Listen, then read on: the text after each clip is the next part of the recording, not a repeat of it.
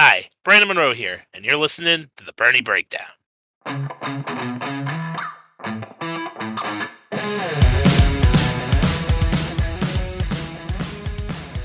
Well, after months and months of rumors and speculation, Kyle Busch made it official on Tuesday. He will be taking his talents to Welcome North Carolina and Richard Childress Racing. I'm Brandon Monroe, and alongside me tonight, as always, is Mark Chavez, and let's start it off. The biggest story that's been swirling around the sport here over the spring and summer months. It's where's Kyle Busch going to go? He makes the announcement. He's going to Richard Childress Racing. Doesn't come as a shock to us. I think there's a lot of small pieces and information that you heard during the press conference. You know, some stories that kind of came out of nowhere that I found a bit interesting. But first thoughts on this move for Kyle Busch. Well, first off, I will say I'm pretty sure at some point I said I did not see this happening at all. It just didn't make sense to me. A team not willing to extend Reddick would have the resources to go out and get Kyle. I don't know if Richard just decided, I'm going to go get whoever I need to get. I know Austin Dillon played a role in this as well.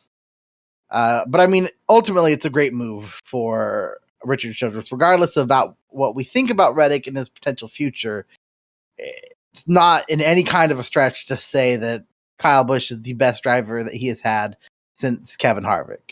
You could honestly make an argument better than Kevin Harvick. I think at the end of the day, his stats will be better, but it'll probably be close enough to where it's a moot point. But either way, great get for RCR. It kind of felt like, and this is no offense to him, but if we were going under the scenario that Reddick was going to be here next year, that the best case scenario for RCR was probably Austin Hill in this car in 24. Mm-hmm. And no knock against Austin Hill. He has greatly surprised me in his performance in the Xfinity Series this year and has proved himself a capable racer. Still, Austin Hill is no Tyler Reddick. And I mean, I don't think it's crazy to think going forward, obviously Reddick will put up better numbers than Kyle Busch over any considerable amount of time, just because Reddick is so much younger than Kyle. But for the time being, huge get for RCR. Puts them in the best position they've been to compete in quite some time. And just gives them a bona fide superstar, something they also haven't had since Kevin Harvick. And when Kevin Harvick left RCR, he is not the Kevin Harvick he is now. So easily, in terms of where they're at in their career and the prestige around them, I think best driver since senior. Mm-hmm. I would definitely agree with that. I kind of felt like with the whole Reddick situation, just looking back on it and you hear the stories coming out of there, I don't necessarily know if Childress really didn't have the resources to get him. Yeah, I kind of feel like he just misgauged the whole situation. I kind of get the feeling he didn't feel like Reddick was going to leave, or at least start looking around when he did, and they just messed up. I really feel like they just messed up. And they didn't realize he was getting offers or that he was looking around. And I thought, maybe he thought they could push this off until next year and he could get Tyler Reddick for the best deal, that he could do for the team. And they dropped the ball and they screwed that up. And I will say if that's the case, that's incredibly short-sighted on their part. Tyler Reddick left JRM to go to RCR with nothing but the intention of getting to the Cup Series. Him and his agent always looking forward.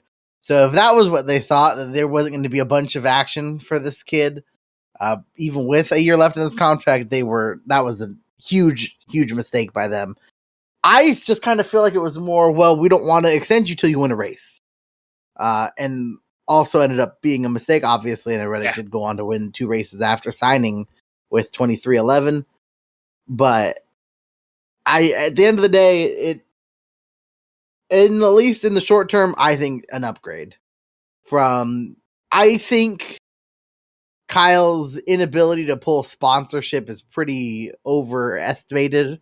I definitely feel like from what we heard, Joe Gibbs might have been dragging their feet in terms of the sponsorships search for Kyle. I think obviously Kyle, it sounded like, wanted as much money as he was making before. That was certainly a level of unrealistic. but I just don't buy a team like with. It's not like Kyle. Like, yeah, Kyle said the R word, and in terms of things that'll get him like in truly hot water in today's society, that's about the only thing he's ever done. It's not like he's out here spewing all this hateful stuff that would normally be what gets him in trouble with sponsors. Is he? I don't. Edgy's not even the right word, but certainly aggressive at times. Yes. Is he the most brand friendly image? Sometimes no, but the fans love him. Love him or hate him, but they love his existence. He has a ton of fans. Always ends up in the top 5 most popular driver for a reason. And yeah, maybe they had trouble finding that one sponsor for the full year, but very few, basically nobody at this point, honestly, has that anyway. Oh, I think the closest one might be Denny with FedEx, and we've seen them kind of, go up and down with how much they've been sponsoring the 11 car over the last couple of years. So gone are the days where one sponsor is going to foot the entire bill. You definitely have to get multiple ones in there to make it work. I found it funny how this really quickly went from the story being, oh, Kyle Busch is going to be driving to for RCR next year, to, man, what's going on with Tyler Reddick? Richard came out and said, hey, we're going to go get a third charter. And I know both of us, we kind of feel like this is just a chess play on his part. We're not sold on this third charter for this team. That feels like way more smoke than fire for me. I do think that this is a play, something I've referenced months ago, as I thought something that was likely, in all honesty, although that was contingent on Truex retiring. A play to get somebody 2311 Toyota, potentially even JGR if Joe really didn't want Ty in the 18, and I don't believe that to be the case, to get someone to pay RCR to let Reddick go. Now, I do think there's a chance that Toyota certainly is not going to feel the need to do this, probably 2311 either. If Kurt comes back, obviously, if Kurt is gone, I think then the pressure is 100% on them to get it. But we also know that 2311 is interested in another charter. So should they secure one, I think it would make sense to then see what you have to do to get Reddick over there a year early. I just don't see Richard Childress Racing forking over the 15 plus million they would need to get a third charter unless they already had someone lined up for Austin Hill, probably a sponsor lined up for Austin Hill to take over a ride in 24. I would agree. It has to be Austin Hill. Unless they're going to go and try to find somebody else, there really isn't anybody else in their pipeline at the moment that could go in there and take that seat. Just unless there's, like I said, unless there's just a sponsorship already there, it just doesn't make sense to me to go secure a charter for a guy that you literally know will not be there for longer than a single year. And charters are expensive. Yeah, no, they're expensive. I know.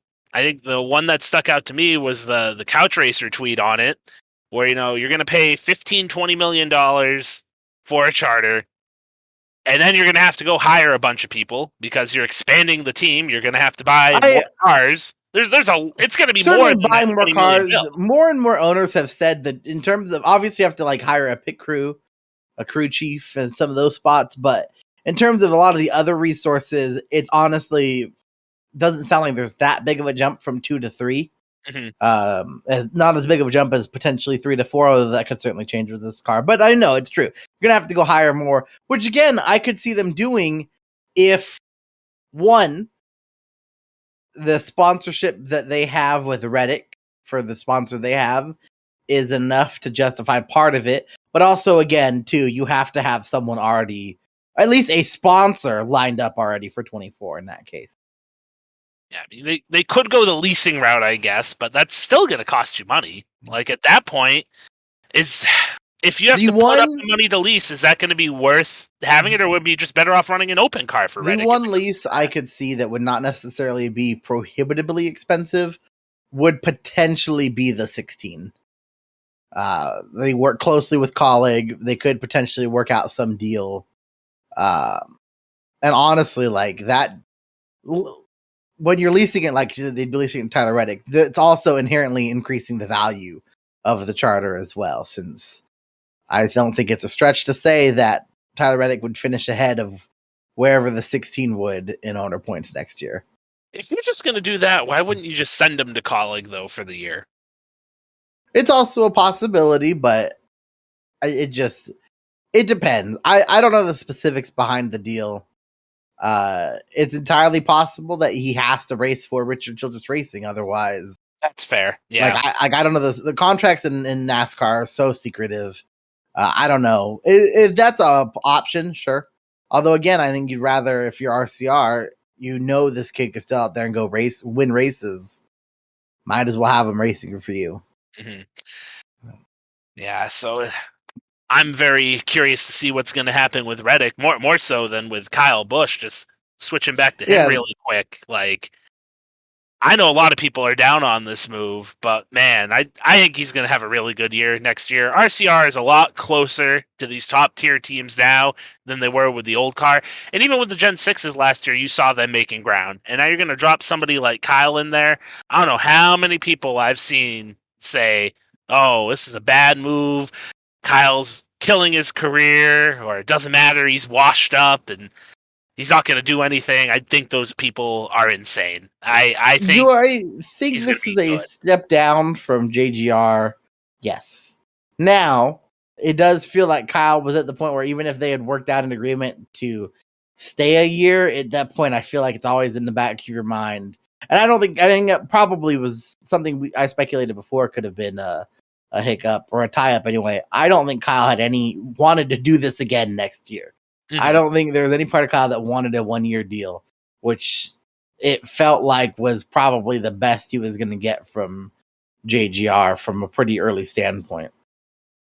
And at that point, it feels like you're just Eric Jones all over again. Obviously, Kyle better than Eric Jones, but I mean, they've had speed this year, but the team just can't stop shooting themselves in the foot. Sometimes it's Kyle inflicted too, but I mean, Kyle's been pretty open the last couple months about how this has weighed on him.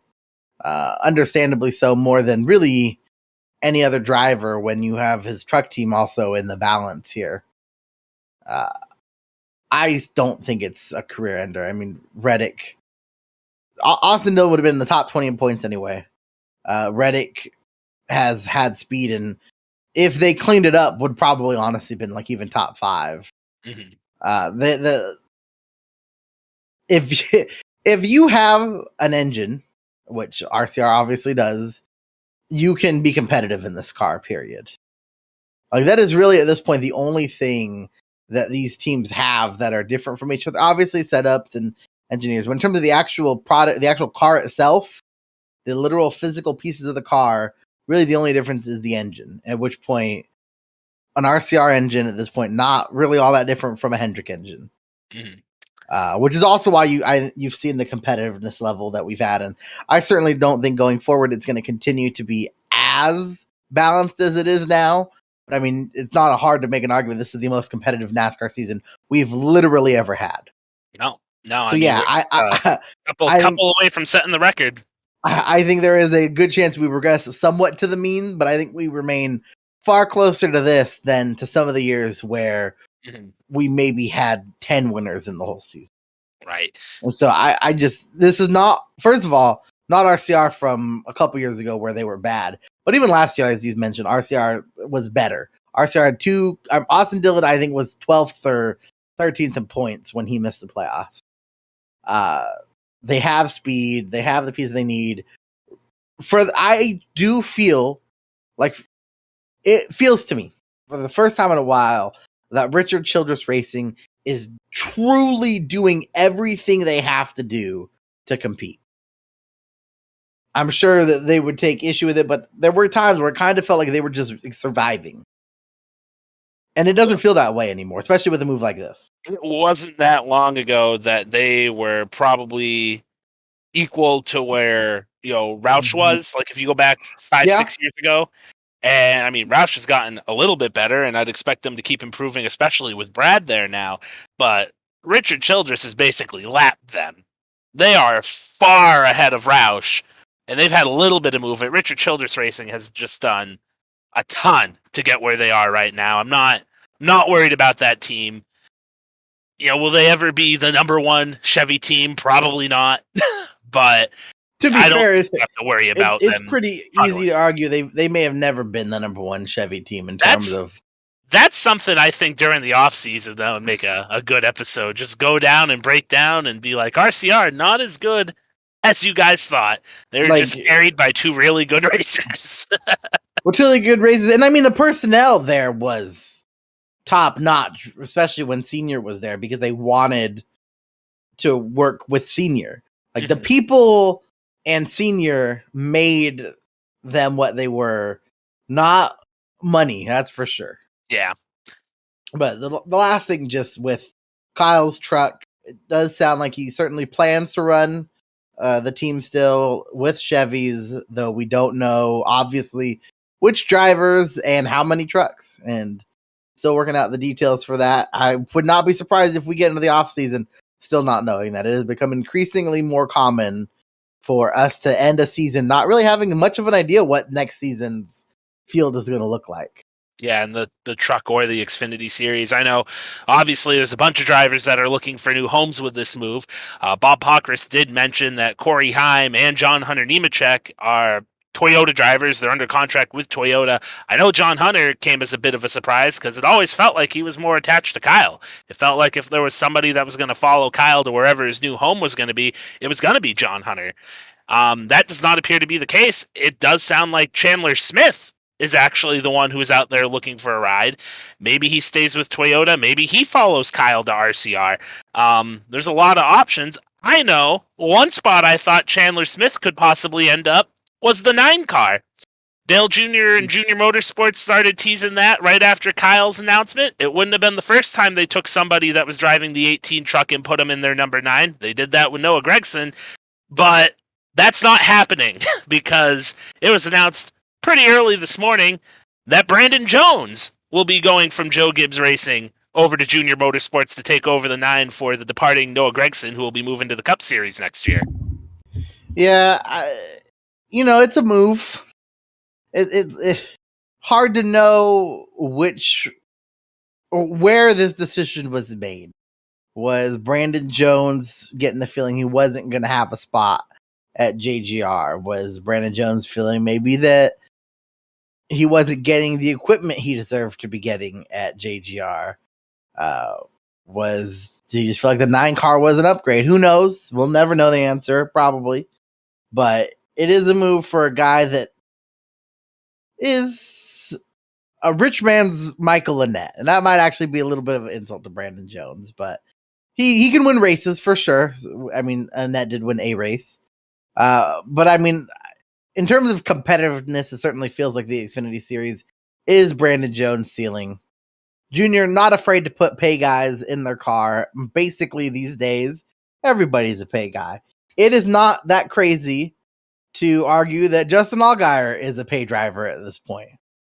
If Brandt disappeared, there's a good chance Justin Allgaier's career would be over. So I don't want to give too much crap to Brandon Jones or anyone really that has the sponsorship and is a paid driver because of it. I am interested if Freem will continue with Christopher Bell. They do sponsor Harvick in the Cup Series already, so it's not like they're committed to Toyota or anything. But certainly also now opens up the 19, along with the 54 that we already know is open, whether those numbers stay the same, whether they change. Well, I guess we don't know the 54 is open. We assume the 54 is open, that Ty Gibbs is getting the 18. I think we could both agree it would be pretty, at this point, pretty shocking if anyone else ended up in the 18 in the Cup Series. I'd be shocked, like you said, if somebody else was in that car. Even if they have those 2 cars, which they did have 3 cars full time this year, although one of them was split among guys. But I mean, Toyota has Corey Heim. They have John Hunter, that we already talked about. But they also have Sammy Smith, who is at this point effectively, maybe just actually, I don't know if anyone else has any other races scheduled, full time in the 18 for the rest of the season. I think Trevor Bayne might have a couple left. I think John Hunter Nemechek might be in the car for Texas in the fall, which makes sense because he did win that race last year. But other than that, I think it's Sammy Smith the rest of the way. I just want to clarify that Texas in the fall is next week. That's a good point. Very good point. That is next week. I'm still thinking that it's in the third round, but it's not. But so yeah, I mean, it certainly makes the path for these guys that are for both Corey Heim and John Hunter, at least one of them, clear. I don't know if necessarily we'll know when. They will both be somewhere next year. I'd be shocked with the speed we've seen from Heim already, and Toyota certainly seems pretty committed to him. And I mean, just John Hunter is still out there winning truck races and is on fire lately. So I expect them both to continue. I mean, and hey, if they both somehow wound up in the Xfinity Series, we're gonna have a pretty stacked Xfinity Series next year. Yeah, losing Ty Gibbs. That's gonna be pretty crazy. I think John Hunter, to me, I don't get the feeling he's gonna be at Gibbs next year. I don't know why. I have no sources on that. It's more of a gut feeling. But if he's contracted with Toyota, my gut tells me he's gonna end up in the 26 at Sam Hunt Racing. Which, listen, it's not Joe Gibbs, but he could win in that car. He could contend in that car. I don't think it would be any worse than the season he did in the 23 for GMS when he was full-time for them a couple of years ago. I don't think it'd be any worse than that. It would probably be better. I would expect him to make the playoffs, and I would not, I'd probably bet on him to get a win somewhere along the way. That team, when he's been in there, has been, shown top 10 speed. And they've had some decent runs with some other drivers, so I think he could definitely do the job there.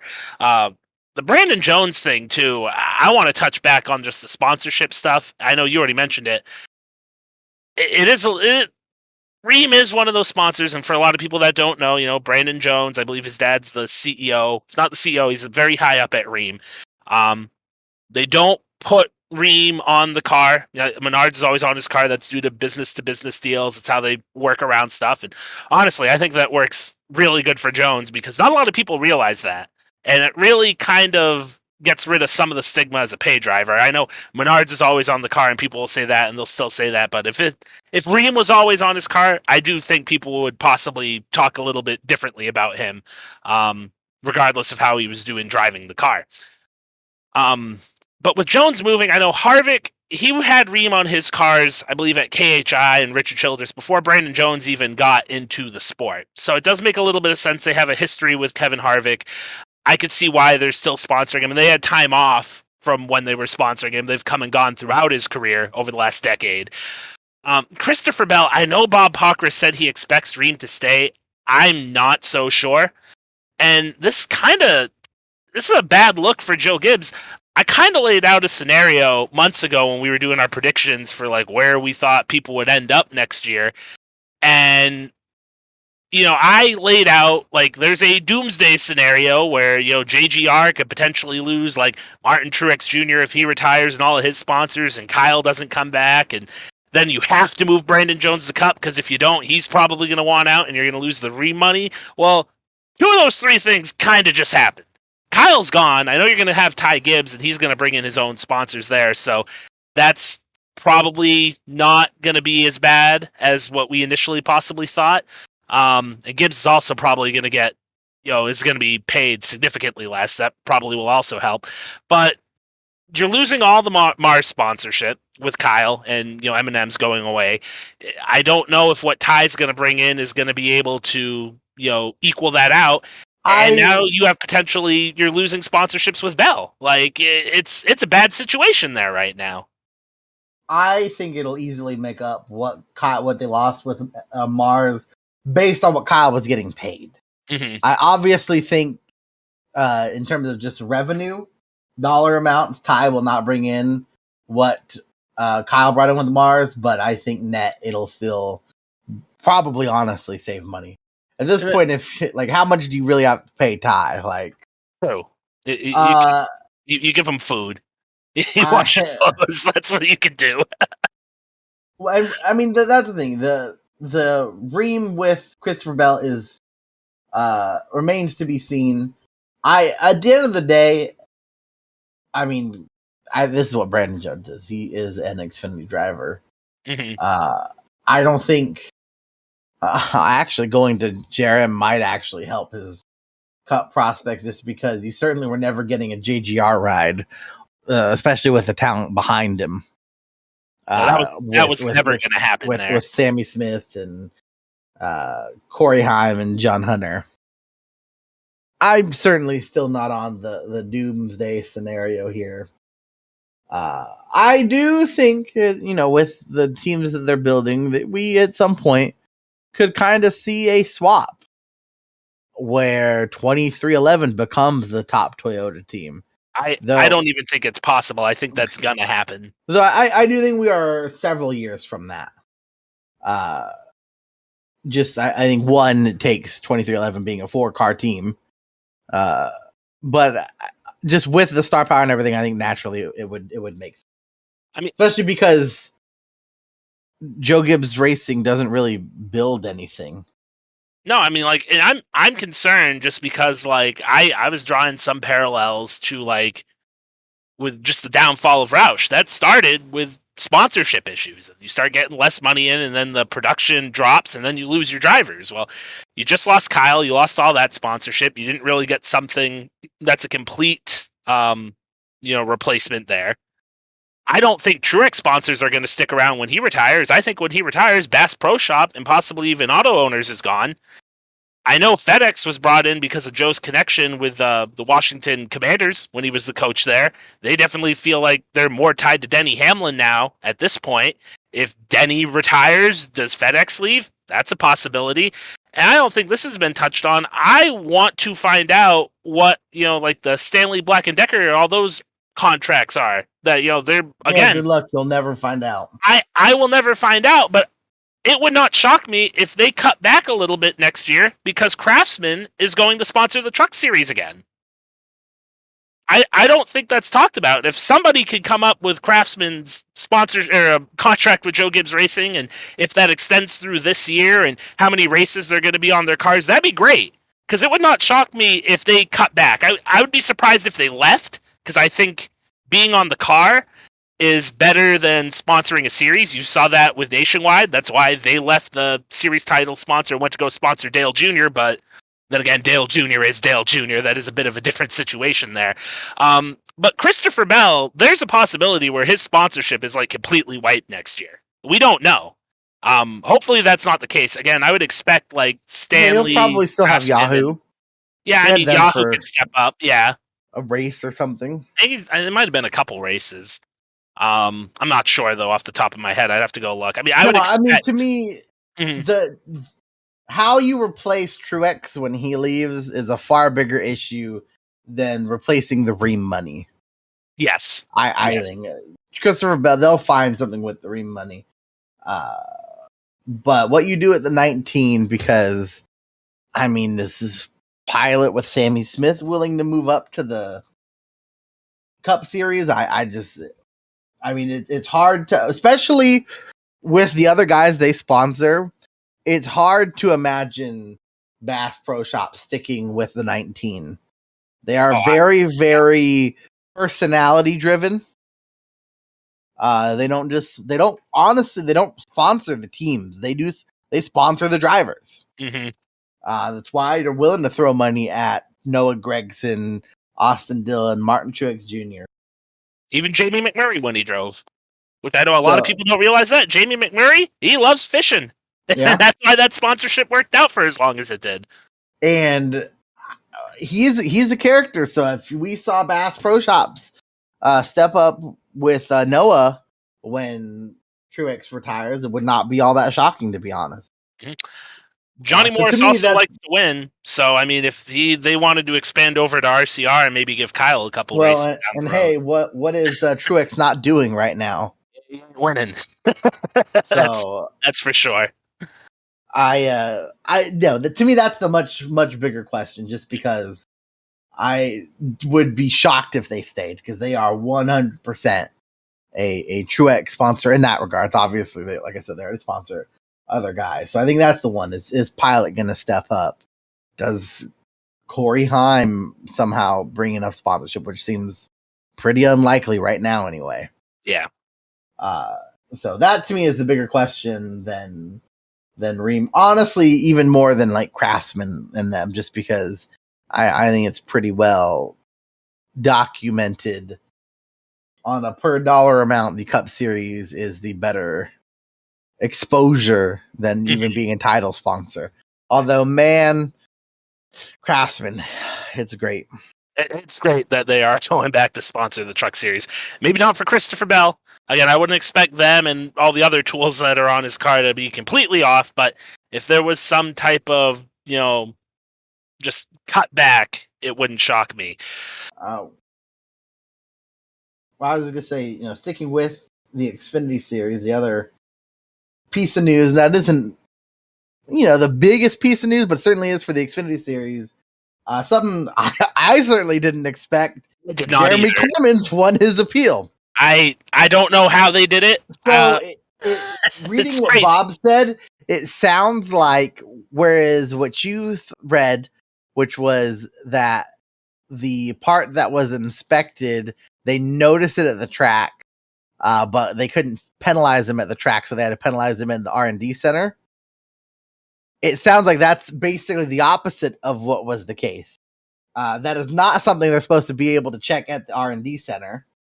But it's too far back now for me to go find the tweets because there's been so much news today. But they effectively they were supposed to check that at the track, not the R&D center. Checked at the R&D center, found the penalty there, and that is part of why this penalty was overturned. I'm kind of happy because, I'm really not. sucks. That's just for Ryan Sieg, not for Jeremy Clemens. That's fair. I think Jeremy Clemens, I am happy for Jeremy Clemens. Right. Or like I said, and I maintain that we have gone to this system where we DQ the winners at the track for a reason. If I don't care what I really don't care what they did.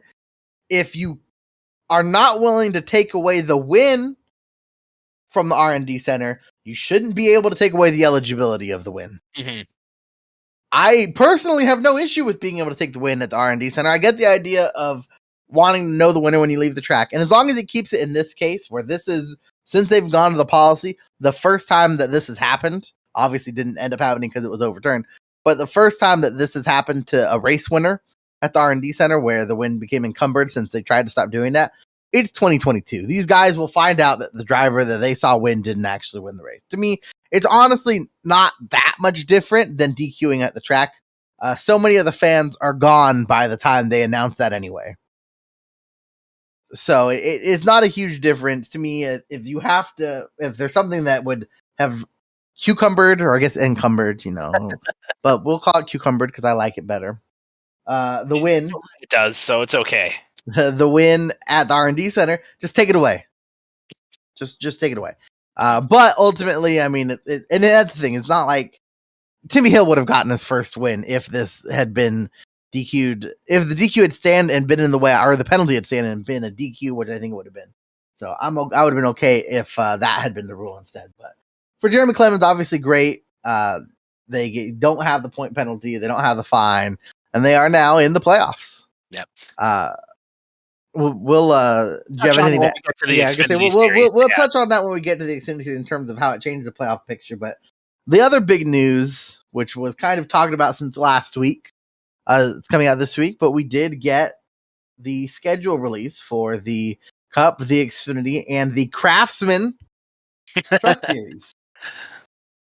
The highlights I have, other than the things that were already announced, which being the Chicago Road Course, which whatever, but the glorious return to North Wilkesboro, which I will say, the juxtaposition of going to race a street course in Chicago and going back to North Wilkesboro, as much as I don't really want to go to Chicago, is pretty great. It is pretty great. It's huge, I will say I don't remember who I was talking to. It was one of my friends who's not a NASCAR fan, and it does back up something I said, which is I hate the Chicago race being the 4th of July more than I hate the Chicago race existing. I was talking to him about the race, and he's like, oh man, that actually sounds pretty cool. Then I mentioned it was on the 4th of July, and he could not seem more disinterested in trying to go to a major city where now most of the good chunk of the city is shut down on a major holiday. Like, I think the 4th of July part is the worst part about the Chicago street race. But going to the changes that have been announced for the 3 series. The notes I have for the Cup Series, something we all had been talked about for what, 2 years now? No, or a year, probably. I don't remember. What, Chicago Street Course? No. This will be the final 2-miler race in Fontana. Yes. I can't. Has it been 2 years? Was that a 2020 thing? Yeah, it was a 2020 thing that got announced in the end of the 2020. Yeah, the 2020 season. That's when that first got announced. Yeah. It is the last track on the 2-miler. Again, I kind of felt like this was always going to be a thing at some point. The land around is still valuable enough that it doesn't really make sense to repave it when, well, we saw with Michigan, which Michigan was a better race than Michigan had been. Still not a great race, especially for how good these cars have been everywhere else. It does. I do hope that by the time we get here, which it won't be till 2024, they've figured out stuff to make the short tracks better. Maybe listen to Kevin Harvick, give them back 1,000 horsepower on the short tracks. Never going to happen, but boy, it'd be great. But last 2-miler at Fontana, I can say I certainly plan on being there. It'll be hopefully a great send-off on that track. The other biggest point probably in the Cup schedule, the Indy Road Course and Richmond in the fall swapping dates. We also got some, not related to the news, but Ben Kennedy did say that the series does fully intend to go back to the Indy Oval at some point.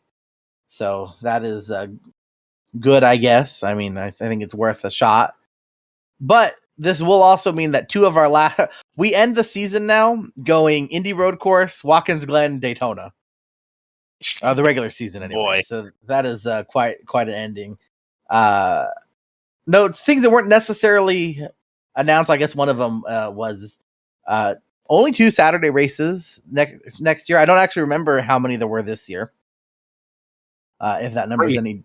Well, yeah, there would have been 3 because it would have been Martinsville, which they've announced is a day race, which I would have preferred what I think is the smarter choice, which is move Martinsville closer into the summer and have it still be a night race as opposed to having it be a night race or have it being a day race even on the weekend it's in. But we've talked about it a lot. TV is king, and even though I don't know that I can necessarily fully explain it, the numbers are always just better on Sunday. Other change that was announced, the Atlanta summer race is a night race. So that'll be good, I think, although it was kind of fun seeing the car slipping and sliding a bit, but I'm sure the driver will appreciate that. In the Xfinity Series, where there were more changes, we do have the Xfinity Series making their premiere at Sonoma. It is back-to-back with Portland, which I never even considered this as an option to make Portland make more sense, but it does work, I think. They clearly wanted to go back to Portland, or they have an agreement to go back for X amount of years. I'm not sure which. But having it be part of a little swing for the Xfinity Series at least makes more sense than going to Portland and that's it. With that, the Truck Series are no longer going to Sonoma, something I have already said I would be okay with. If it's not part of the West Coast swing, I don't think it makes sense to make the trucks go all the way across the country. But we also have the Xfinity Series going to both the Chicago Road Course and Road America. Not truly surprised to see either of these, but kind of surprised to see both, which with the addition of Sonoma does put us at 8 total road courses in the Xfinity Series. Replacing, or I guess Sonoma and I guess technically the Chicago Road Course, taking the place, I believe, of the Spring Texas and the Fall Talladega race, which is now off the schedule, which is a return to what it used to be. I personally think it should have stayed just because, in my mind, if the Truck Series has to deal with the plate race in the playoffs, if the Cup Series has to deal with the plate race in the playoffs, the Xfinity Series should have to deal with the plate race in the playoffs. That's just my opinion on it, though. Because of the changing races, we do have a slight change to the playoffs in the Xfinity Series. The Cup Series remained 100% unchanged. In the Xfinity Series, Kansas is now the regular season finale. Since Talladega is no longer in there, everything else just shifts. So they still go to all the other races they're going to this year for the playoffs, with the exception of Talladega. In the Truck Series, which has, I think, the most notable changes, First off, we have 2 new tracks, although I guess one not technically. I guess neither new really. Them being North Wilkesboro and Milwaukee. Did the trucks ever go to North Wilkesboro? Yeah, they did in They did. 95 and 96. I know they did. So Ernie Irvin, I think that was actually his first race back. I think he was going to run Martinsville in the trucks, and that race got rained out.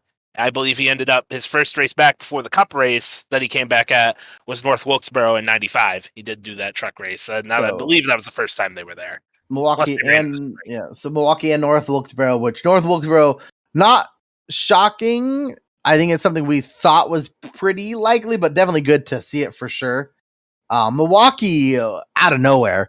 Although I do think in our what we predicted the schedule could look like in 2025, I do think I had the trucks going to Milwaukee.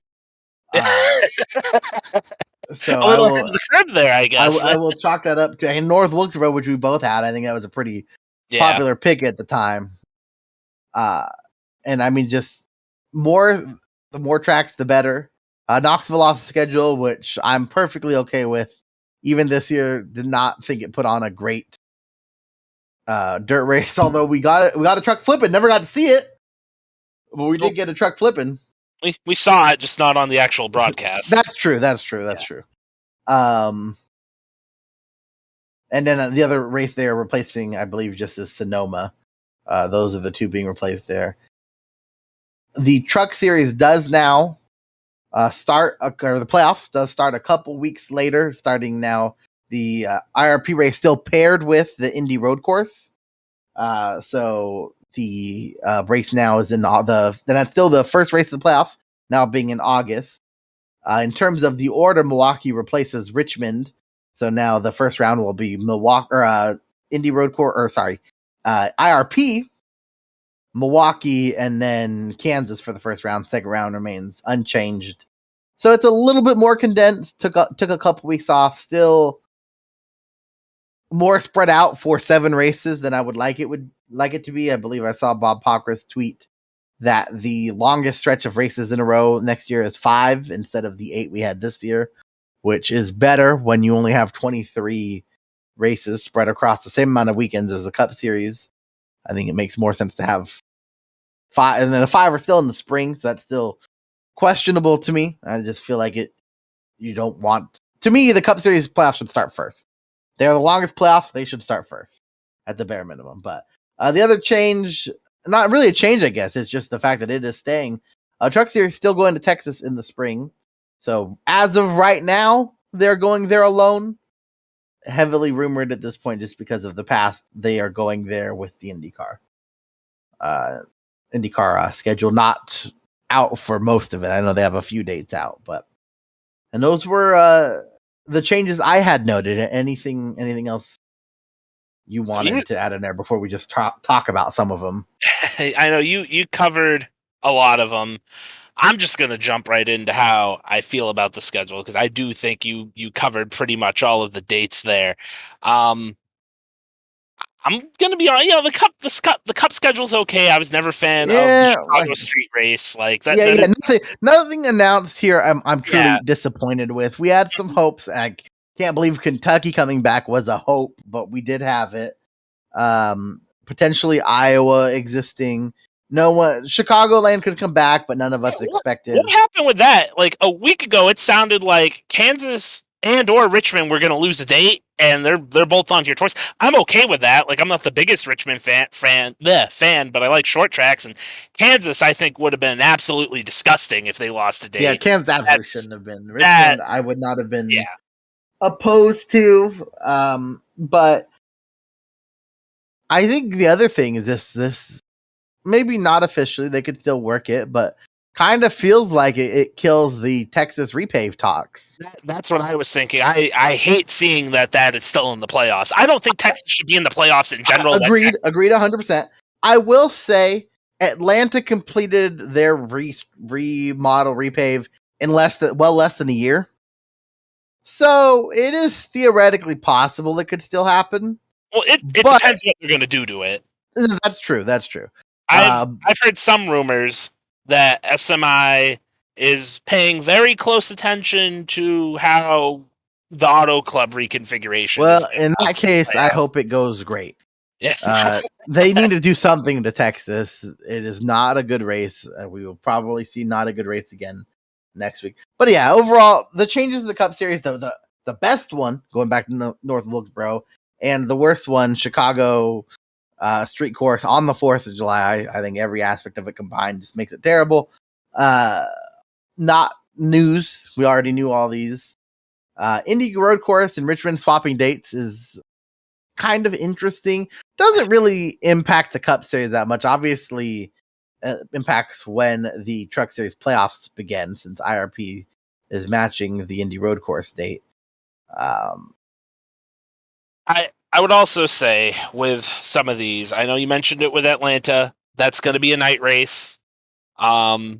I'm okay with the Sunday night races. I really am. It's the summer. I know people would rather have Yeah, it on Saturday, so but Sunday you can night figure it race is out. really, I feel like, screw the fans that are go to the race. Right. Certainly, if I didn't live nearby, it would basically end any. I didn't go. Was obviously not going to go to any of those races anyway. But if it wasn't a track I was close to, I would certainly not go to it with it being a Sunday night race. But I don't hate it. I don't hate it. I would still prefer a Saturday night race, although I know TV does not like them, and I get why they don't like them. I just don't get why the numbers work out that way. I have to say, if Atlanta is going to be a Sunday night race, there is zero reason why Nashville and Richmond are also not Sunday night races. That is true. Richmond, we have seemingly just made hotter as it is now in July, and Nashville was already unbearable for the fans there. I feel like they're just different reasons, but it feels like they're just going to Kentucky the attendance to that race. Those races, in my opinion, 110% need to be at night. I do not care what day. Run them on a Sunday, run them on a Saturday, run them on a freaking Wednesday. I don't care. They need to be night races. Something I definitely do not like with the schedule on that. 100%. The tracks Plus, have they nights are, for no reason that they're not. obviously not that everyone works this, but they are during the summer where more people are likely to be Mhm. able to go to a Sunday night Right, race. exactly. Which is So, also why I feel like it should be. Like if you're taking time off, it sucks for the local fan because that might be a little bit more difficult. But if you're making it a trip, which Nashville, I feel like that's a destination. I know the track itself is not in the city. It's like probably an hour, maybe more away, especially with the traffic. But it's in the area. You could sell that as, hey, we're gonna go to Nashville for a week. We'll go to the NASCAR race. We'll have a good time. That probably should definitely be a Sunday night race. Looking at the Xfinity schedule, I hate it. hate it. Why are we going to 8 road courses NASCAR? Why? Why? If you I want more, if which you want more road courses, okay. I do not think your secondary series, which has less races, should have more freaking road courses. to be than the Cup. fair, it did have more road courses previously in their It did, existence, but 8 is but just insane. 8 is insane. eight is, what is it, 33 races? Yes, 33 Eight races. is as close to a quarter of the schedule as it could be without being more than a quarter. What's funny is I don't hate going to Sonoma. I obviously love that they're going to Sonoma. I love that they're still going to Road America. I don't love that they're going to the Chicago Road Course, but I get it. I But don't. man, Like, I what mean, did the IMSA race fall through with that? Like, why are we adding the Xfinity cars there? they're going to do everything they can to put as much stuff as they can there. Just So gonna I be a get Sunday it. race. You know, all the Cup guys are gonna run it. Of course. I personally would not. Maybe they'll. Usually, it's much earlier in the year. Maybe they'll just be smart and make it part of the Dash for Cash if that returns next year. Oh God, yeah, no, you're nuts. They the Dash for Cash I feel like is more in the spring, but It they is. have It run is. it in It the summer is. before. It Yeah, is. It is. yeah. But 8 is just too many. Mhm. Too many. AJ Allmendinger are gonna have a fun time next year, especially if Ty Gibbs does Oh move yeah. on AJ Allmendinger to might end up winning 10 races next year in that to the series. Cup Series. Yeah, I mean 8 is just too many. Um, I don't. The Xfinity Series is going to continue, I think, to mostly mirror the Cup Series. Uh, the two differences now being, I guess now there are three. Obviously, the Xfinity Series goes to Portland. They go to Road America, and I'm forgetting now. I feel like there was maybe that was it. I think that's it. not going to a few races that the Cup Series go to as well. But just not in love with it. I think 8 is too many. I think what do we have this year? 6. Same as the Cup Series is fine. If I don't know, I mean, I guess in my world I'd just get rid of Coda, but we know that's not going to happen. Also, the truck race back-to-back weekends, Coda with the race at Texas. Yeah, that'll be interesting. That's very interesting there as well. I know too. Looking at the Xfinity schedule, the move off Talladega, I kind of get. Like if you're trying to set that up with a doubleheader with the Truck Series, it is a little bit later in the year. No. The fact Talladega does not have lights, it makes it difficult. I get it. Yeah, I get it. It's just, I mean, listen, it supports my Daytona in the playoffs, Talladega not in the playoffs argument that I've had for a while. But it just, to me, that's always been a thing. If we're gonna make the Cup Series and the Truck Series go to a plate race in the playoffs, the Xfinity Series should also be subject to it. Because personally, I would probably be okay with a scenario, not with 6, since we do effectively have 6 playoff races. But when we just had 4, if they had found a way to not have any in the playoffs, I wouldn't have hated it. With 6 that we have now, the one needs to be in the playoffs. I mean, I think the Cup or the Xfinity Series still has 5 because they go to Atlanta both times, right? Yeah. Yeah, so I mean, now they have 5 in the regular season effectively, and none in the playoffs. Yeah, that's maybe Atlanta should be there. Maybe move Dega a little. Swap Atlanta out with no, because then you're gonna get 2 plate races in the Cup Series if you do that in the same round too. Yeah, you'd have to swap Atlanta. Retooling. You'd have to move Dega out. But either way, I think they should go to 1. But overall, I'm glad to see the Truck Series continue to kind of rebuild its own identity back to what it was up until the 2010s, mid to early 2010s, really. They used to go to all kinds of tracks that were different. Now they have the best schedule out of all the series. I mean, I wish they had a few more races. Yes. Not a ton more. Not a ton more. I am sure that the people within the industry, most of them would prefer if the Cup schedule was more like the truck schedule. And I can't say I blame them necessarily. I'm sure 22 races ain't going to pay the bills. Sorry, guys. I get it. But I'm sure when you're the one that's subject to not seeing your family for every weekend but one, I get it. But from a fan perspective, wish like 25 would be great. Add 2. Listen, Add 2. But I was saying this earlier. Streaming cannot come soon enough because I know a lot of fans are probably going to hate it because it's probably going to be something else that you have to pay for. But these companies, these TV companies, they really don't seem to care about the streaming numbers, probably because you're paying to stream these things. I noticed it. I forget what race it was. I think it was maybe Michigan. They didn't have Cup qualifying on TV. It was only streamed on the NBC Sports app and maybe Peacock. That was one of the best qualifying sessions I remember in years. There's no commercials. They had plenty of time to do interviews. The announcers were more laid back. That sold me on the streaming right then. If they start streaming, I think that possibly opens up the door for more races, maybe even weekday races. And I'm just saying, I think that's something that could happen well into the future. It wouldn't happen until the next TV contract, but that could open the doors on potentially more off weeks because you can't really start the season earlier because then you're up against football. The only way you're going to be able to add off weeks or end the season earlier would be to have, doubleheader races or weekday races. And if you're just going off the TV ratings, that's not going to happen. But if there's another way to do it, then it could. I feel like doubleheader race is not even necessarily dead because of TV ratings, but dead because NASCAR just wants to go to. And this generally feels like the feeling, like they want to go to as many tracks as they can. And at this point, doubleheaders I think will only come back if I don't think it's a guarantee. So if the schedule were to ever expand the number of races. Mm-hmm.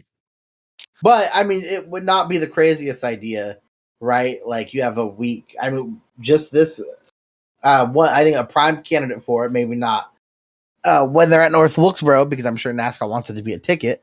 But if, let's say, the All-Star race was in Charlotte, you have Darlington 1 week, the All-Star race in the middle of the week, and then the 600. Like, those are all close enough to each other that it's not a big deal. Lots of races that are close enough that if they were to ever, with streaming, go to midweek races, you could certainly shorten out the schedule. The All-Star race always seemed like the prime one to use to do that. I don't know that they would ever do that though with North Wilkesboro.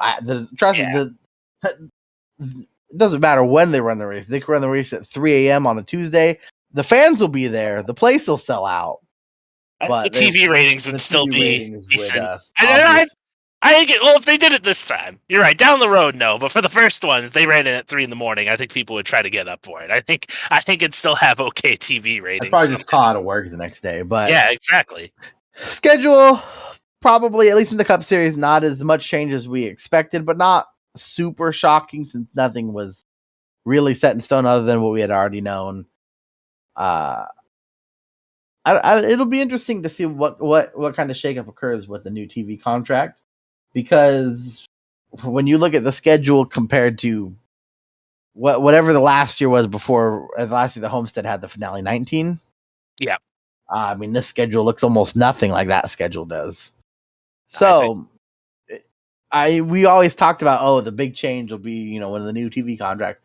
At this point, I think I don't know how much of a change I truly expect with that. I think the amount of races is what possibly could change with the TV contracts.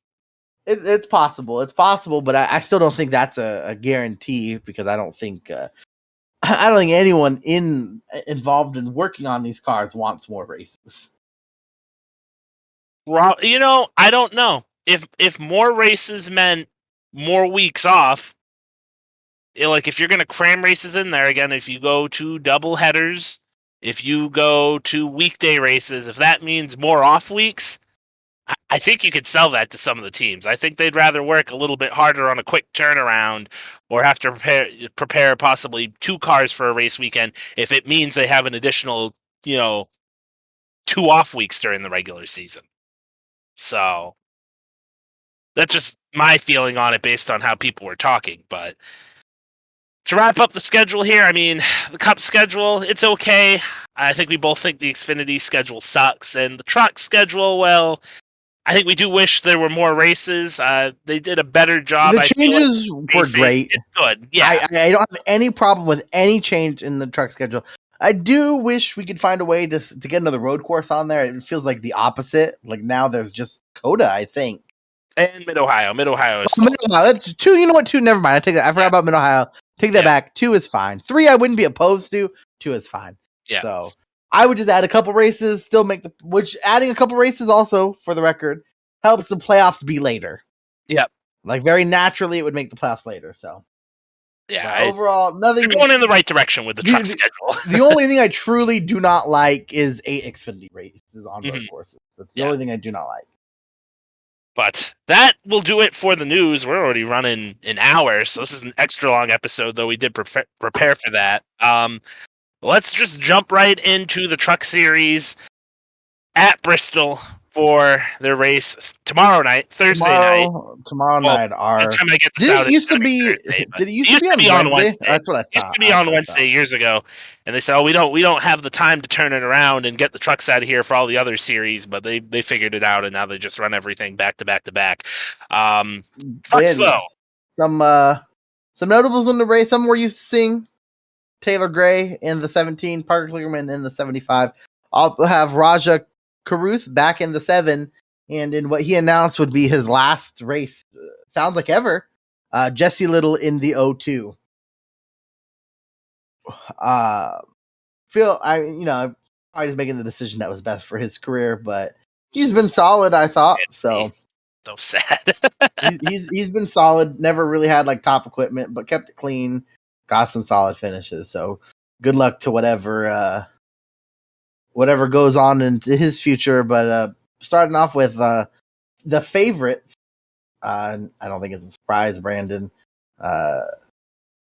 John Hunter, I believe. I don't have it in front of me. Yeah, John Hunter the favorite plus 300. We both know he could have won the race last year, whether or not he wanted to move Chandler Smith. It's debatable. It's debatable, but who do you think will win tomorrow night? I'm going with Ty Majeski plus 900, who I did pick in our revisited. Gotta make better picks because ours were so bad in the first round playoff predictions. I just call it our round of 8 update. There we go. That's way better. I agree with that. The round of 8 update. Listen, Majeski's looked really good over the last 3 races. I wanted to say the last 3 weeks, but as we know with the truck schedule this year, that's not how it works. 3 months than the 3 weeks. But he's looked good. He's a short track guy. Bristol definitely is tailor made to his strong suits in terms of drivers. So give me Ty Majeski. Pretty solid value there at plus 900. So you get somebody who I think could very well be a favorite to win this race at a decent value price. So go ahead and make your money. Go with Ty Majeski. That's who's winning Thursday night. Yeah, I will say in our round of 8 update, I also did pick Ty Majeski. And I genuinely do hope Ty Majeski wins this race. But just for the sake of trying to not pick the same guy, I'm going to go with someone who I think is also very capable of winning this race. Also probably why he's the favorite, John Hunter Nemechek, plus 300. Arguably been, I would say probably has had more momentum than Majeski just because he's at least won a race. Not just in his career, but in his last 3 races, has had a lot of speed, could have easily had 3 top 2 finishes in the first round, instead just had 2 top 2 finishes. So yeah, John Hunter, Nemechek, plus 300. Value pick, who are you looking at there? I'm going to go with the same guy I picked last week, Parker Kligerman, plus 3,000. In his last 5 Bristol races, he has 3 top 10s, 2 top 5s. Has had speed, especially at these shorter tracks, the tracks where the horsepower doesn't necessarily matter as much. They've done good. He had a pretty solid race at Kansas, even I believe second best of the non-playoff drivers. So yeah, Parker Kligerman plus 3,000. I think he could certainly sneak away with one. Well, I'm glad you went with Parker Kligerman. That is a good pick. He has run very good at Bristol before in this truck. But it frees up my value pick. Give me Matty D. We know how he's been at Bristol in the Cup Series. Had a very good run here with BK Racing a while back. Also came very close to winning the Bristol Night Race in, was that 2019 when he was in the 95 car. Just ran into Ryan Newman. And we know how hard Ryan Newman is to pass, especially when he's trying to keep from going a lap down. And scuffed up the front of the car a little bit, and that allowed Denny Hamlin to close in and pass him late in that race. But, De Benedetto does know how to get around this track. That team has looked better. Maybe they could have been contending for a playoff spot if it wasn't for their slow start. At plus 5,000, great value for somebody that knows how to get around the Coliseum. Well, not the real Coliseum, but for anybody out there, they tweeted earlier that, and I know that Bristol's called the last great Coliseum, but NASCAR tweeted about that earlier, and I was like, man, there's something funny about tweeting that while also going to a race that is literally called, and a place called the Memorial Coliseum. So it is pretty funny, but yes, no, it is. I mean, that is what they've historically called Bristol. So. Mm-hmm. Yeah, no, give me Matty D. I think he's pretty damn good here, and wouldn't shock me one bit if he ended up in victory lane. But he's the value guy. I'm still going with Ty Majeski. Let's see, head-to-heads on the Truck Series. I will. What is one that you like? Well, I'll let you go first, just to make sure you take the one I think you're going to take. All right, yeah. So I'll go first. Give me Ty Majeski. Give me Ty Majeski plus 110 over Grant Enfinger minus 140. Listen, Grant Enfinger has been really solid over these last couple races, just like Ty Majeski has, but the value is absolutely insane. This feels like it should be at worst an even matchup. Yes.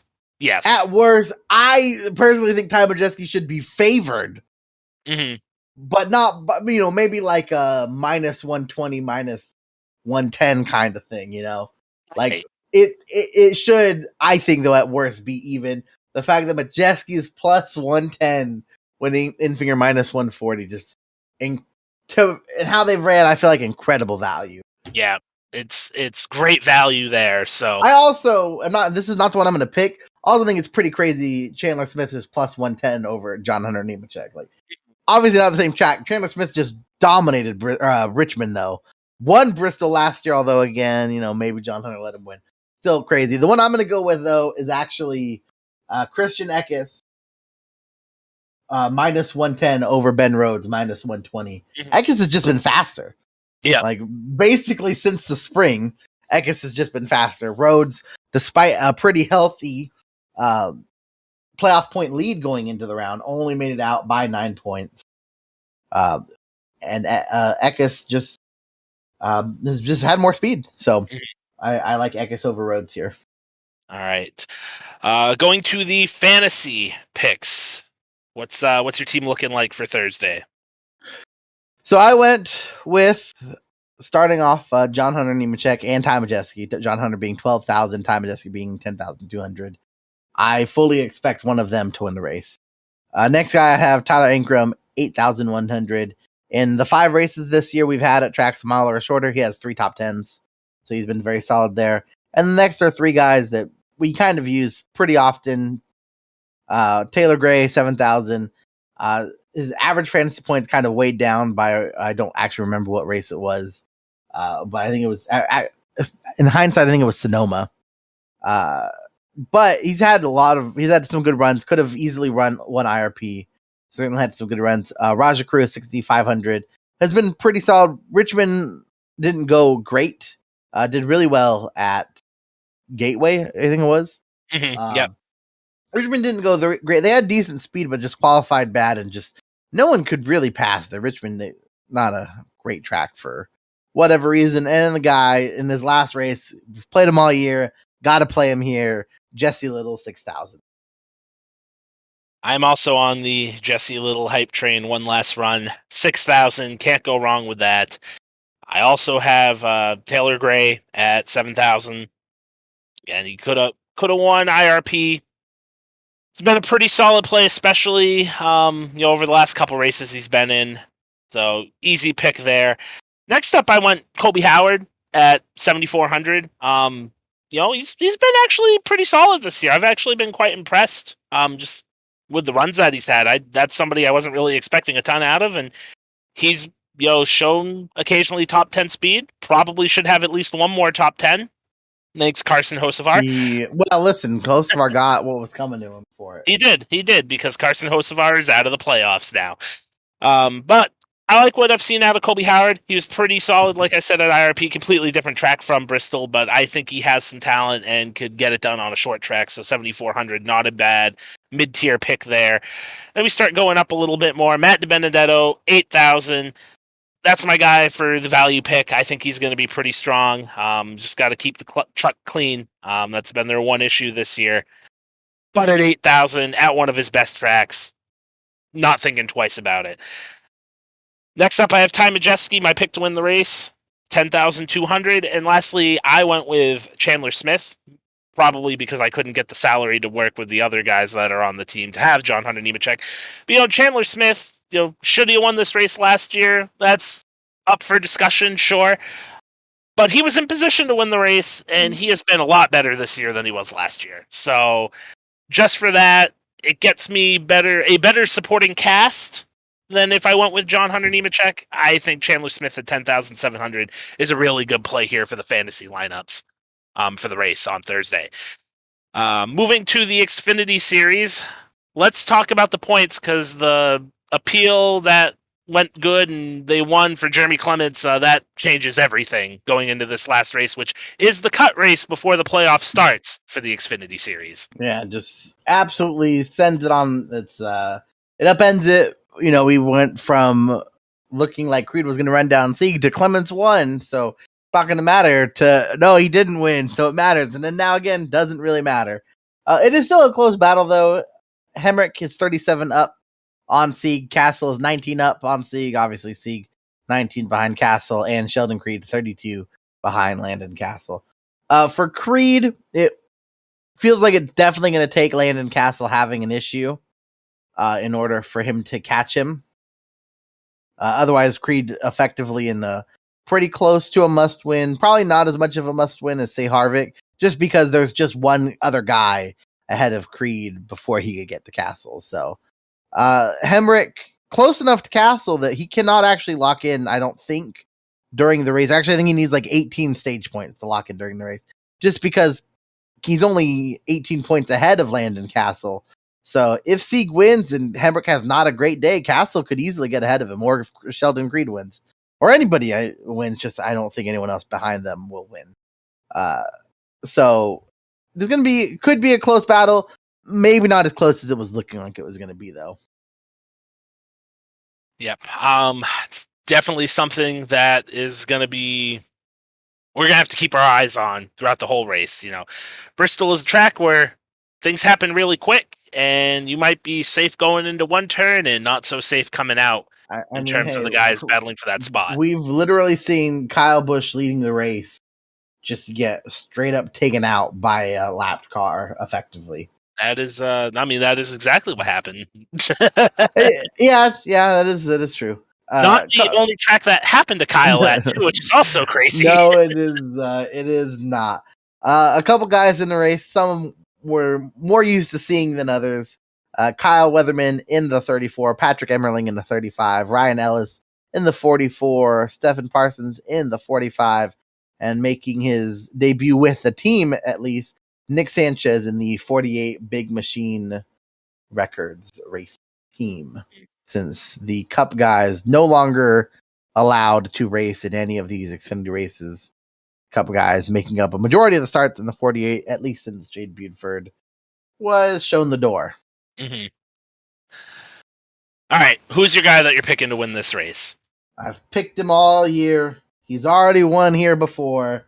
In the regular season finale, Sam Mayer gets his first career win and gets some much needed playoff points as they begin the playoffs next week at Texas.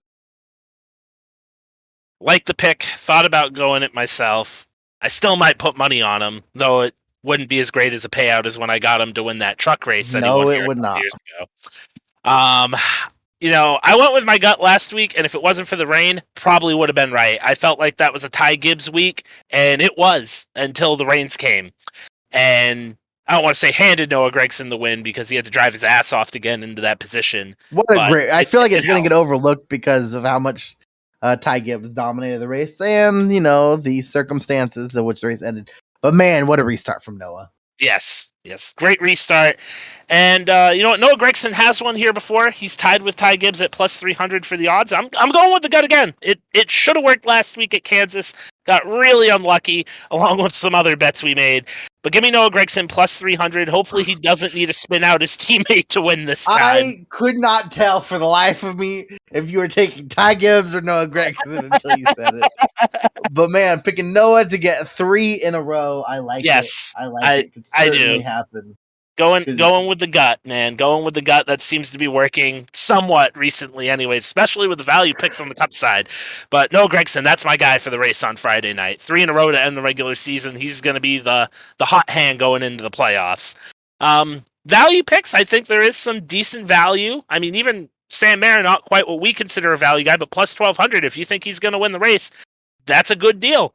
But is there anybody else you're looking at a little deeper here? Yeah, I'm going to go with a guy who felt like all the momentum on his side, maybe lost a little bit last week, but was coming from not from nowhere, from like 18th in point. Charging his way into the playoffs, got a gut punch at Daytona when Jeremy Clements won, got it back when he got his win encumbered, and gut punch again this week. But he's going to have a good run, I think, and probably has to win, though, to get in. Sheldon Creed plus 1,800. I, for the record, feel like he was plus 2,000 when I first looked at this. But he was. I think we've actually seen some movement from when we started recording. I'm almost positive he was plus 2,000 when we started recording this. So some movement on the Sheldon Creed line. That is something I don't normally notice in just an hour span. Usually we look late enough that it does not move. But I was, like I said, I'm glad I'm not crazy. It was pretty confident he was 2,000. Yes. Looked for 2,000 and didn't see him. Just saw Sammy Smith. But yeah, Sheldon Creed plus 1,800.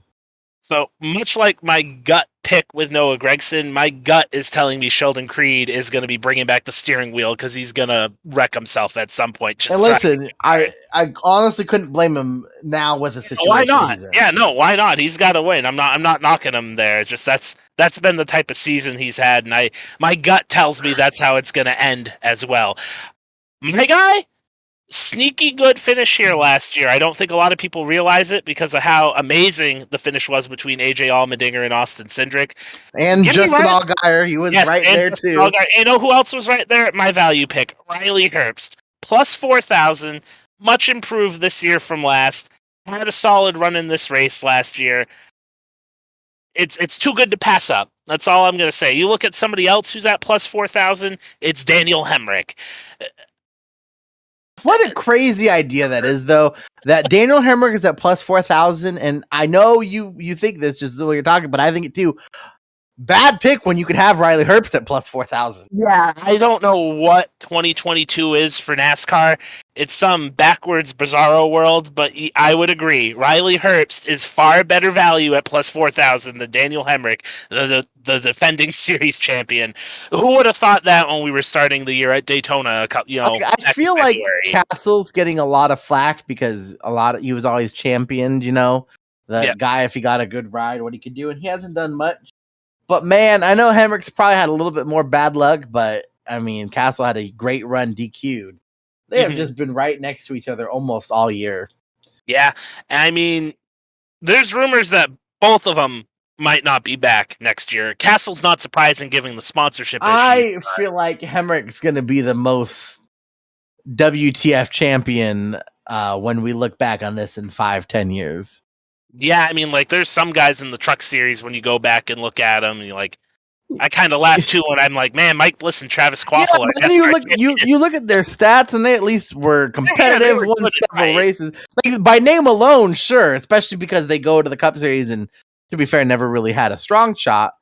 Bliss has one Xfinity win, two Xfinity wins, yeah. Yeah, Charlotte. Um, but never really had a shot. Hemrick's been in several competent rides. Is in one now. Won one race. Listen, I was there. It was great. Would not change anything about it. Fantastic race, fantastic finish. But I just think at the end of the day, Hemrick's career is going to end with one Xfinity win and a championship. It feels It really obviously. does. I think this guy better, but I feel like just in the way that the potential, because I mean, I think everyone would agree, at least in the Xfinity series and then probably in the Truck series too.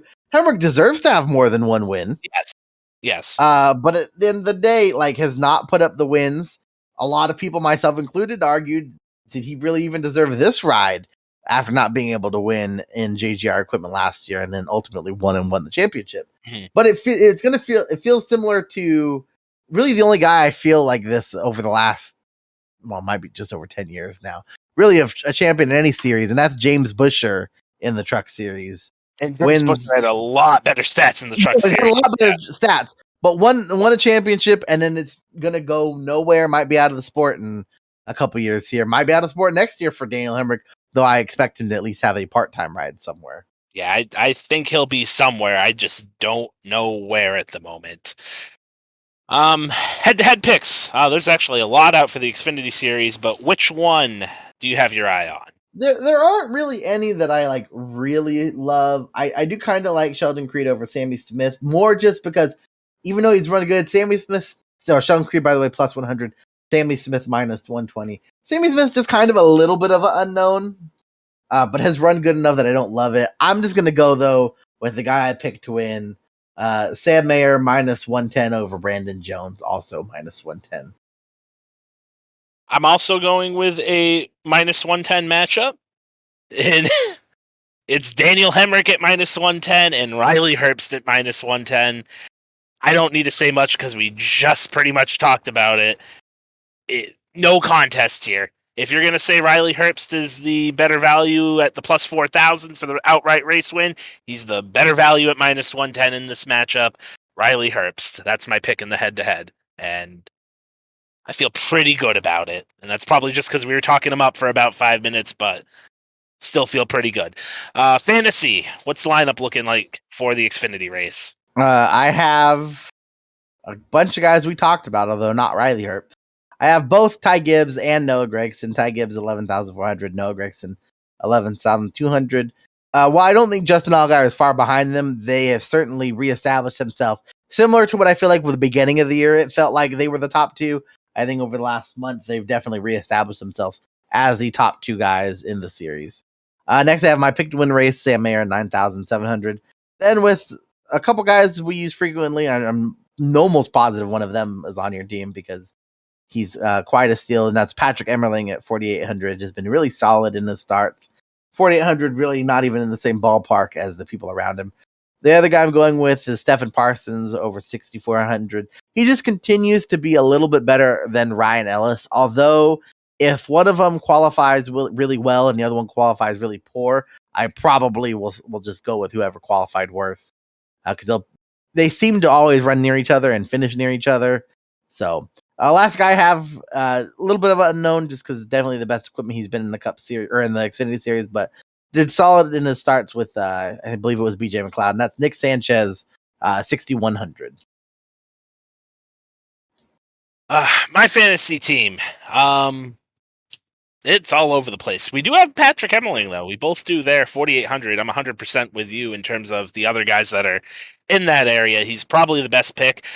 And also, for all you people that don't know, because you don't pay attention to the modifieds, which if you don't, you really should, because they're awesome. Yeah, but is it Patrick really their Emmerling doesn't fault? win there. No, it's not their fault. I Like just I love talking about the agree. modifieds. Modified racing is great. It should be Anytime on. I can bring up the modifieds, I'm going to do it. It's it should be great. more readily available. Yes. Yes, do yourself a favor. What's Let's it on now? Is just it on Flow TV? let's Go just get straight up murder the ARCA series. Just give me modifieds on TV. I'd be okay with that. That'd be awesome. But Emmerling did get his first career modified win here, I believe, back in 2017.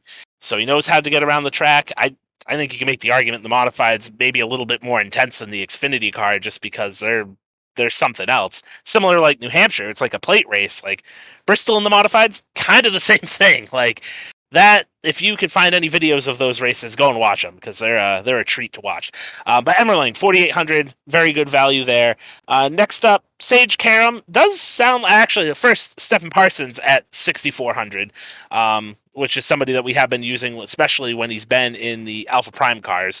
Next up, Sage Karam, 6,800. Sounds like he's trying to maybe gear, more of a full-time career switch to NASCAR, just because there's nothing out there really for him in the open wheel ranks. Things seem to have dried up somewhat over there, which is unfortunate, but this could be the beginning of more of a serious look. I think you've been seeing that a lot this year with him, and Bristol's a different beast, but I think he's going to have a solid day. 6,800, decent value there.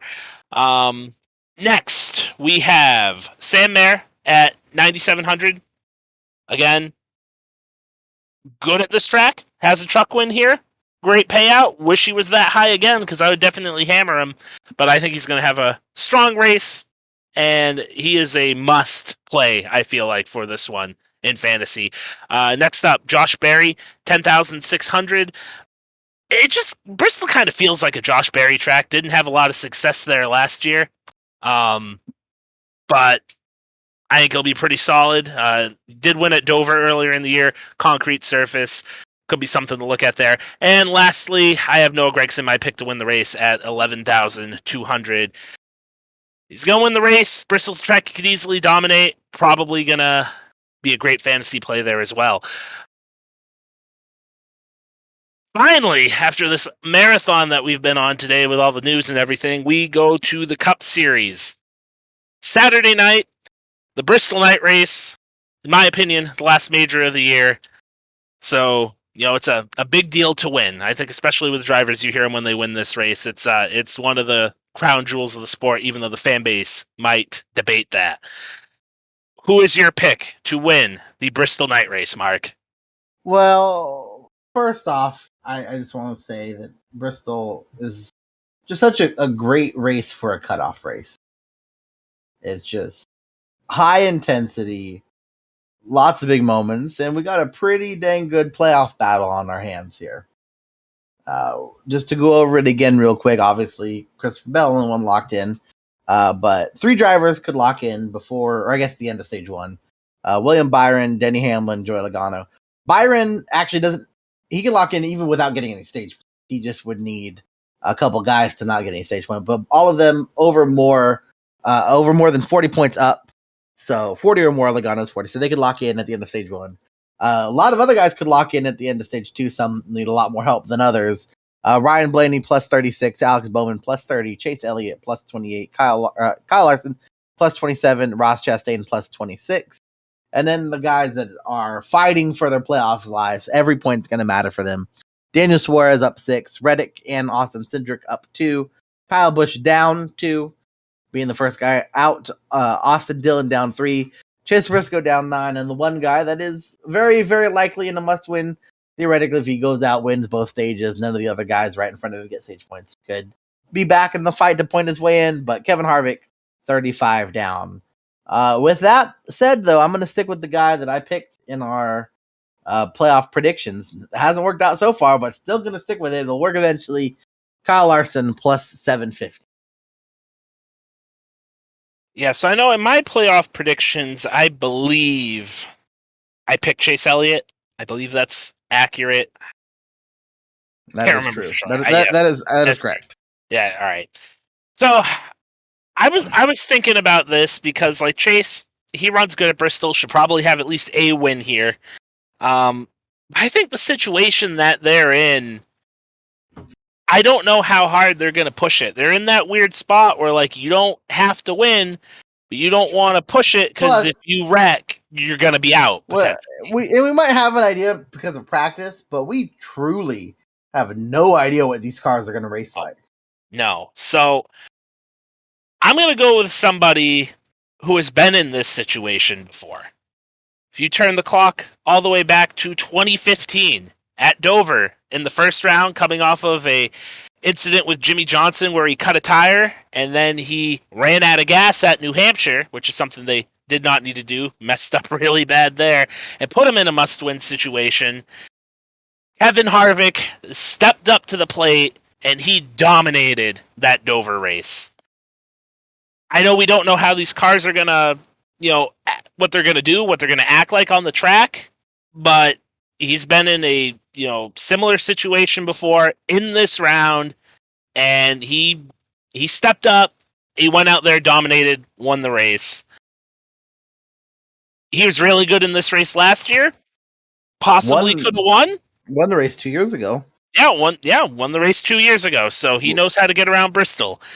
Kevin Harvick, plus 900, gonna walk off into the second round by winning the Bristol Night Race. I know there are certainly a ton of people that hope you're right because all of their brackets are gonna, including ours, are gonna be busted if Harvick is eliminated in the first round. My brackets are already busted because I had Bowman and Byron getting knocked out. Well, that is true. I also had Bowman getting knocked out, not Byron, but yeah. Just listen, there's certainly a track that if Harvick has to go out there and get a win, I could see him doing it. I mean, he did it in this round in 2015. He did it in 2014 to get to the championship floor. He's done it enough times where I'm not worried. I think Kevin Harvick is somebody who is going to be able. He knows the situation. The moment's not going to be too big for him. It's Bristol. Crazy things could happen. But going into the race, before we know anything, I'm going to rely on history. Give me Kevin Harvick, and that's going to be a big win. That's going to be a big win if he can pull it off on Saturday. Value picks. Again, this is another Cup race where I think there's an insane amount of value here. Well, yeah, there are only, 7 guys that have higher than 1,500 to begin with.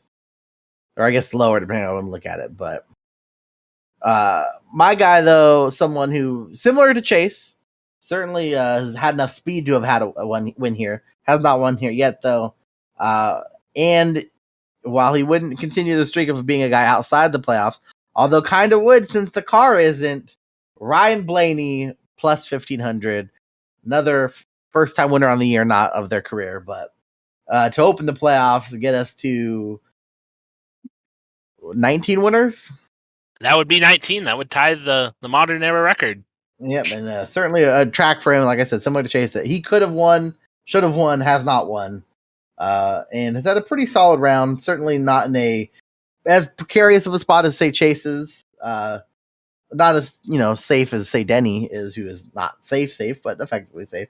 But I could certainly see him going out there, getting some momentum, and winning at Bristol. All right, so I'm happy you didn't take my value pick.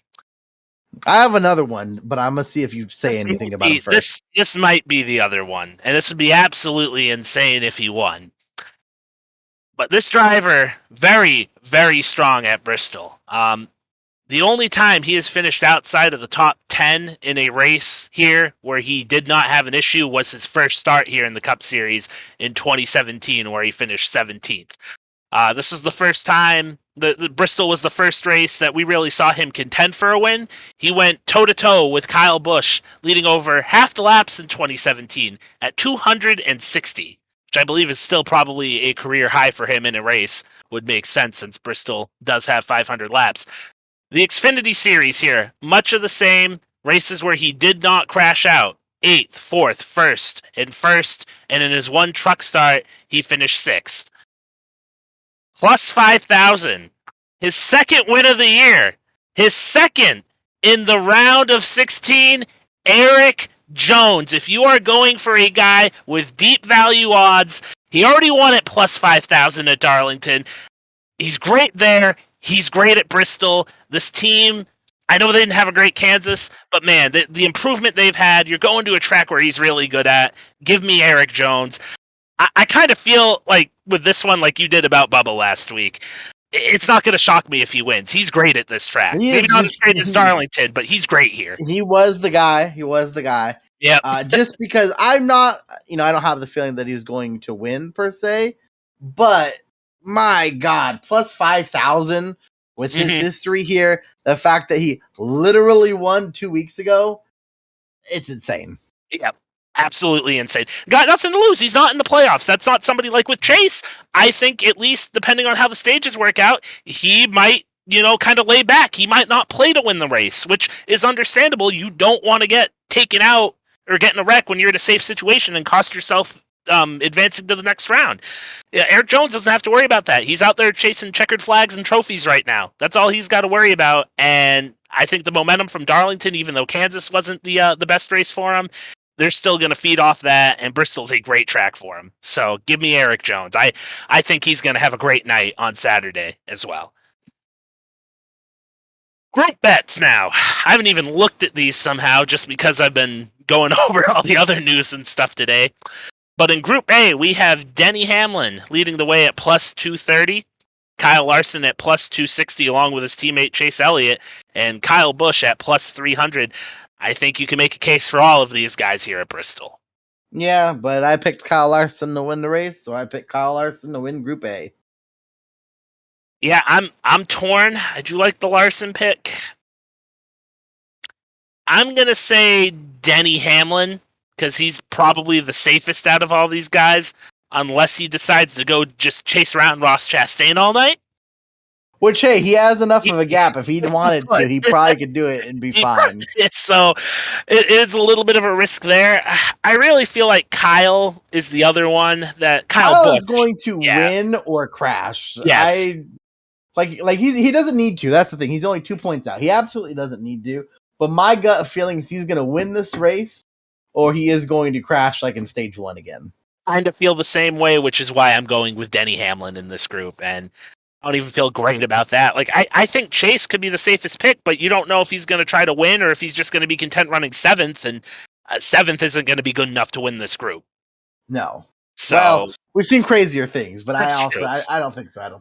Yeah, unless something crazy happens in the other 3 wreck, 7th I don't feel like is good enough to win this group. So give me Denny Hamlin at plus 230.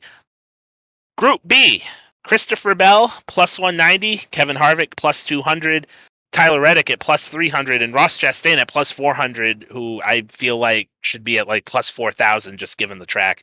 I'm going with Harvick. Locked into it. No second guessing here. That's my pick to win the race. So Harvick plus 220 for me. Who's your guy? Real quick, is Harvick Okay, never mind. I need to say the first time you said 200. I thought I said 200. I meant plus 220. Yeah. Then you said 227. Yes. Yeah. I'm deciding. So I had Harvick pegged as the guy, but I think I want to take a different pick. So I'm going to go with the guy already locked in, Christopher Bell. He's also sneaky solid at Bristol. That's not a bad pick either. I think he's been in position here before. Maybe not like an Eric Jones good, but I think Bell's a sneaky good pick too at plus 190. That's the only downside to it, is that it's 190. Yeah, that is true. That is true. But I would agree. That's a solid pick in my opinion as well. Group C, Ryan Blaney at plus 250, William Byron and Joey Logano at plus 260, Martin Truex Jr. at plus 275. Well, Blaney was my value pick, and I'm still going to go with him here, especially because this group is so close in terms of their odds, just ranging from plus 250 to plus 275. And I mean, Byron could do good, Logano could do good. Truex is terrible here. Mm-hmm. So that one's a bit confusing to me why he's even as close to them. But yeah, I'm going with Blaney plus 250. I'm going to go Byron plus 260. I mean, he came into this race last year with his back up against the wall, and he almost got himself in position to win with all the shenanigans that took place at the end with Harvick and Chase and Kyle Larson being right there as well. I believe Byron finished third, and that was a got to step up situation or you're going to get bounced. So ran good under pressure here last year, and he doesn't really have that pressure going into this race. I think this might be something or a race where you could circle for William Byron that maybe he can end up back in victory lane. I know we didn't pick him, but at least for the group picks, I feel like it's a pretty solid bet there at plus 260. Ryan Blaney's probably the second guy I would go with at plus 250 again. Stats back it up. Very good at Bristol. Joey Logano, after they disappeared at Kansas, I just can't get behind for this one. I don't know what's going to happen with that 22 car this week. And you are 100% right. Martin Truex Jr., not that good at Bristol, which is kind of funny because he won his first Xfinity race here, his first NASCAR race ever. And, in the Xfinity Series, he's a good plate racer, and he sucks at the plate tracks in the Cup Series. So I don't know what it is, but his first two NASCAR wins, Bristol and Talladega, and in the Cup level, he has just not performed at them. So stay away from Martin Truex at plus 250. I think that is something, or 275. Yes, 275, not 250. If he was plus 250, he'd be a favorite. That would be even more insane. But Truex 275, stay away. I'm going with Byron at 260. Last but not least, Group D. You have Bubba Wallace at plus 180, Alex Bowman at plus 230, Daniel Suarez at plus 350, and Chase Briscoe at plus 350. This is a tough one. Yeah, So, I honestly, yeah. even if their odds were closer, like Bubba, I think is too high. He's had a lot of good speed. This isn't necessarily a track that I associate him having a strong history at, but so I'm not going to pick him just because his odds are not well paying enough. But if they were closer, I don't know, man. Tomorrow I might make a different pick and nothing's changed, but I'm just going to go with Daniel Suarez at plus 350. A guy whose back's against the wall, similar to Chase Briscoe. Chase Briscoe did have a pretty solid race here last year, finished, I believe it was 13th. But Daniel Suarez likely going to have to go out there and have a good day to move on to the next round. Something I think he will manage to do. Yeah, I'm not confident in Suarez. I feel like this is something's going to happen to them. Might not be of his own doing, but I feel like something is going to happen to that team. They haven't executed well in the playoffs, and I don't get the feeling that is going to change, unfortunately, for him in this race. It's gonna sound crazy, but I think I'm gonna go Alex Bowman at plus 230. He was solid at Darlington, had the best car at Kansas for 2/3, 3/4 of the race. Bristol, maybe not his best track, but I don't have the confidence in all these guys. And I'm with you, Bubba Wallace at plus 180, probably the play. But I just at those odds in a 4-group pick setting, I think he's as high as he is because of how he ran at Kansas, and we know how good the Toyotas are. on the mile and a halfs and how good they've been at Kansas. That 45 car and then 2311, they've swept that track this year. So I think Does that ever even happen in the Cup Series? we're at the same track. At the same track, a car number has swept, but it be different drivers. I feel like somebody brought this up on social media, and I think it has, but you have to like go. I mean, yeah, back to the 60s. Would Yeah, not be surprised. it's not. It's not in the modern era. Like I believe, what they say, this is only the fourth time I think in the modern era, at least, that a driver or a car has had two different drivers win a race in the same year. And I know I'm blanking on one, but one of them was Jamie McMurray and Sterling Marlin. Murray and Marlin, that makes sense. And then Earnhardt and Pearson in 79. Okay.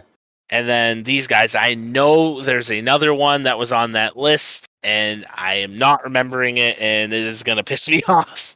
And I'll probably find it on social media when we're done recording, but I believe there was a fourth one on there as well, but not something that happens very often in the Cup Series. But yes, Alex Bowman plus 230.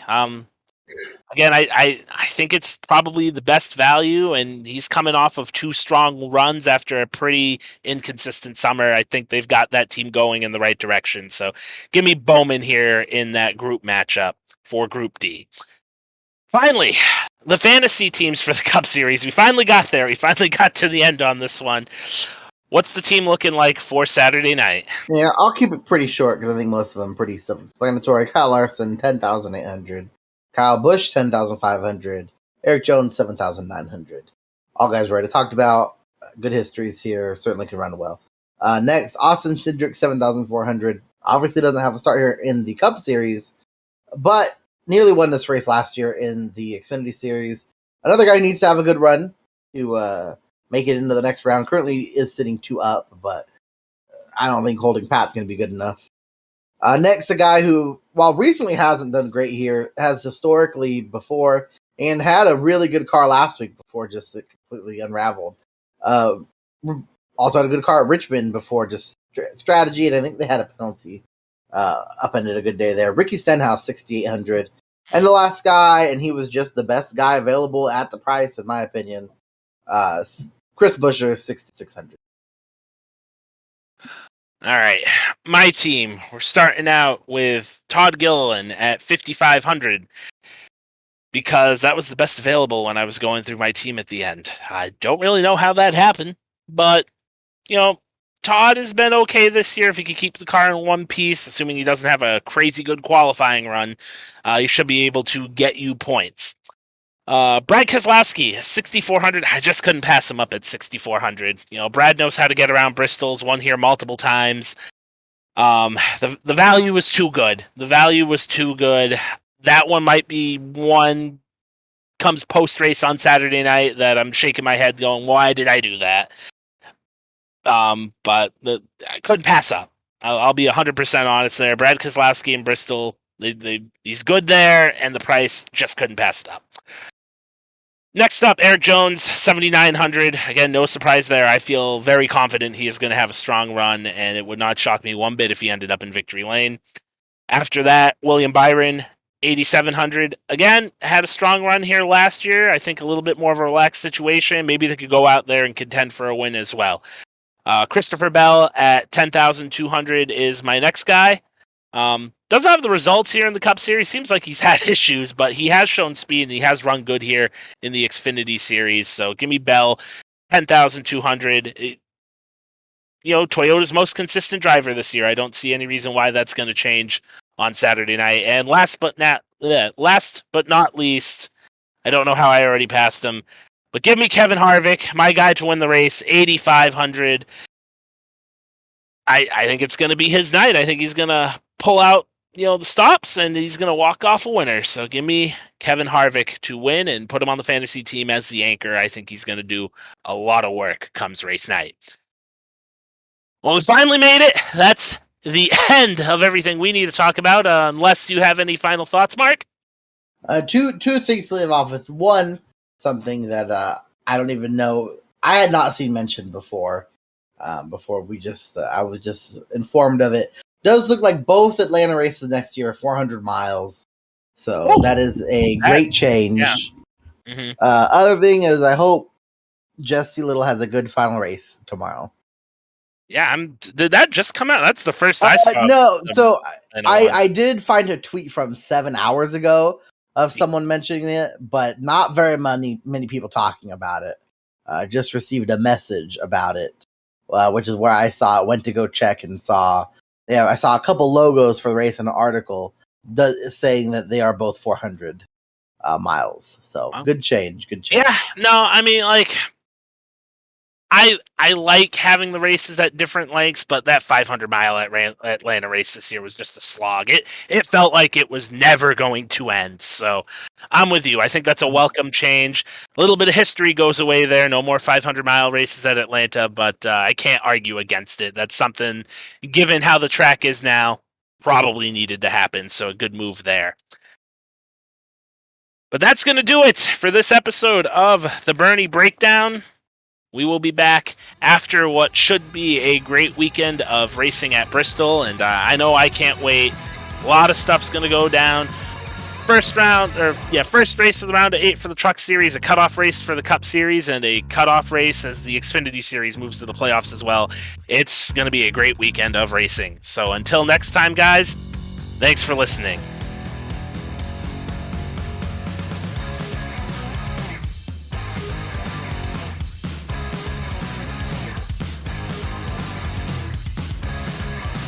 Brandon Monroe here.